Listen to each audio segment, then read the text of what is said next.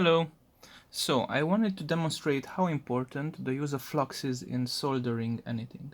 So flux, this is flux, very old flux. This is some new liquid flux. This is some paste flux, some tacky flux. This is another form of tacky flux. This is probably fake, probably a knockoff. This is another form of flux. Again, these two are probably the same, so these are paste form. This is very old. This is my first flux. You can see I didn't take care of it much. And I got this one today, so this is fresh. So what does flux do? Flux eats away the oxidation layer of metals you're trying to solder, and it also makes solder flow more easily. So if you take a look at this solder, this has rosin flux core inside of it. So it means there are tiny little channels inside the solder wire that are filled with flux. So when you are melting the solder, flux is also being released at the same time. Not all solder has flux in it, but the good ones do. And yeah, I wouldn't say that the ones that don't have flux in it aren't good, but you're gonna find that they're harder to use in some applications. So soldering iron, clean. So this is a TS80 running at 320 degrees right now. So if I melt some solder, you see the smoke coming off of it? That is the flux burning. The solder itself is just metal. It shouldn't smoke. The thing that smokes is the flux. So after it stops smoking, it means that there's no more flux. So what happens if, let me add some more solder to that. What happens if I try to use this solder blob after all the flux has been burnt off? As you might guess, it will not work very well. So let's just take a piece of wire and let's see how well I can thin it with that blob of solder from over there. So it's almost not smoking anymore. It's not wicking it up very well, as you can see. So let me try to bring it closer.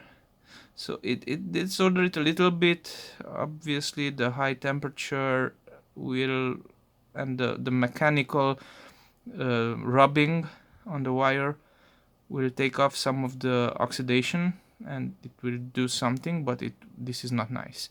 So let me clean the soldering iron, and let me do the same thing. Now let's thin the same wire, but let's thin it while I am applying solder. So I'm heating the wire and I'm adding solder. This is very hard to do with the camera.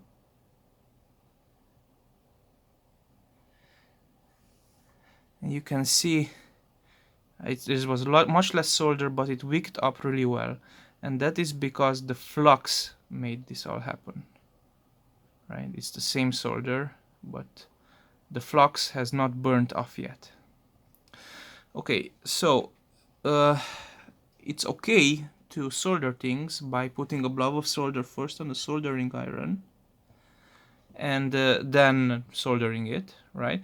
But to do that, you need to use flux that's not inside of the soldering wire. So let me cut off a piece of wire and try to demonstrate. Where is my wire stripper?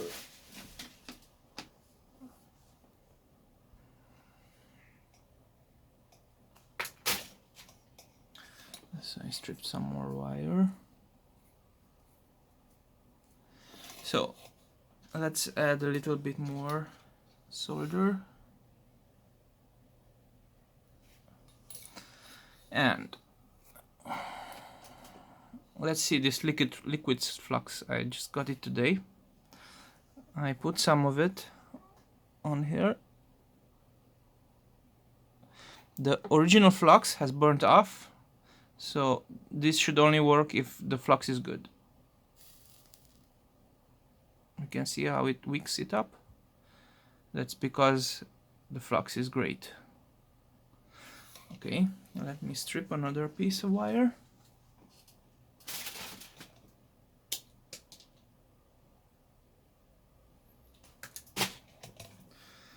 So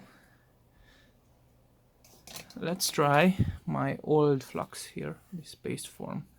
This is much dirtier flux.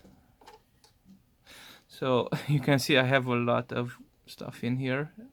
So I didn't really take care of it. I like sometimes put my soldering iron in here. So I barely use it anymore because I didn't take care of it, but also because it's very old. It's like 10 years old or more. But it still kind of works. So I put some of it here.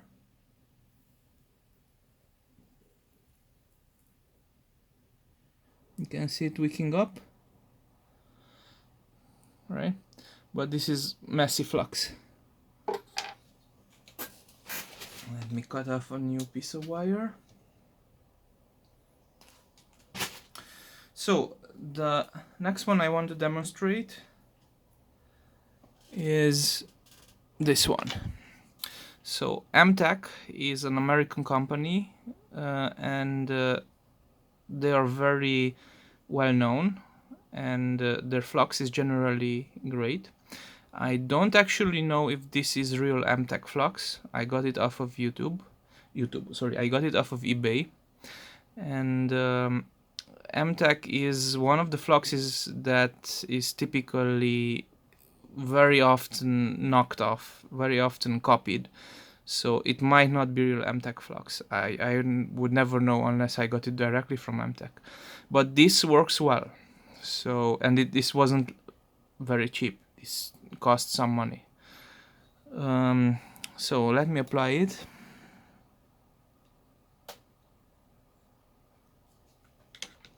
And let me add some more solder. It doesn't have much solder anymore. Actually, let me clean the soldering iron.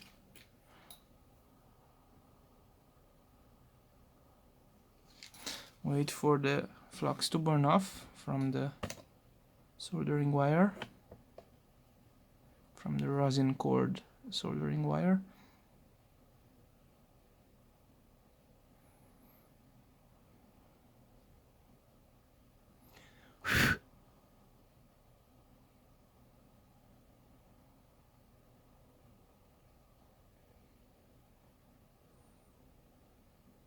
Now it's mostly not working anymore, whatever flux is left there. I don't usually wait. I'm just trying to demonstrate that it's only this flux that I have right here on the wire is the one that's doing all the work. So all I'm doing is I'm touching it. What's happening? Touching it. You can see how it is wicking up. So I touched it right there, and you can see it wicked up to right there. Yeah, you don't get that kind of wicking without flux. So let me show you the flux that I got today. This thing, I got it for $3 from a local shop.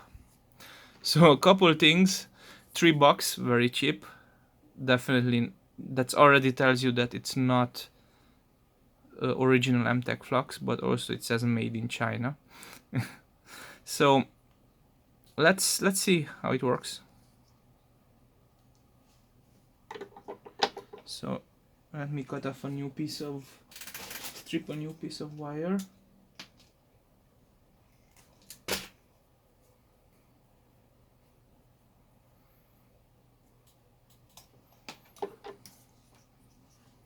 So let's apply some of this quote-unquote Amtech flux. I will apply a lot of it. You generally don't need this much, but just to give it a lot of chances of working well. Let's apply some solder.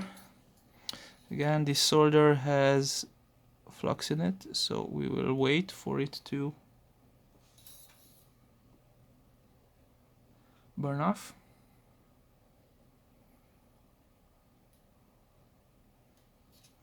Pause.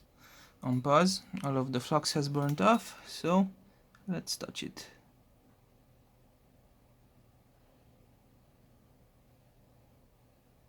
Yeah, there is no wicking happening.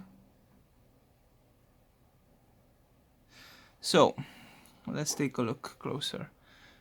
You don't see on this side almost any solder at all. There was no wicking happening, but on this other side you will see a little bit. So this acts like flux, but it acts like really bad flux. So just because you bought MTech flux and you know MTech flux is good, it doesn't mean you actually got MTech flux. And if you don't have a very good experience with it, don't blame MTech for it. I'm not saying don't get MTech flux from China. Don't get this variant because this is really bad. And if it turns out to be good, but do not assume that it's the flux that is at fault. That it's MTech that is at fault.